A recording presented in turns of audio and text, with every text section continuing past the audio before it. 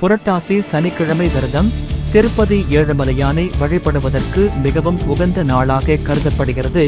வெங்கடேசன் அவதாரம் தனித்துவமானது, மற்ற தசாவதாரங்களில் இல்லாத சிறப்புகள் கொண்டது. பக்தர்களின் நலனுக்காகவே திருமலையில் எழுந்தருளியிருக்கிறார். வெங்கடேச பெருமாள் மற்றும் அலமேலுமங்கையின் படத்தை அலங்கரித்து இரு பக்கங்களிலும் 5 முக குத்து விளக்கை ஏற்ற வேண்டும்.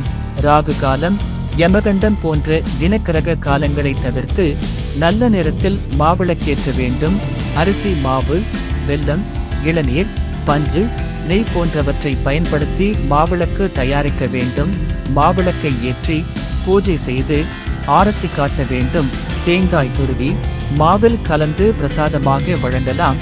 துளசி தண்ணீர், புளி சாதம், எலுமிச்சை சாதம் வைத்து வழிபடுவதும் விசேஷம்.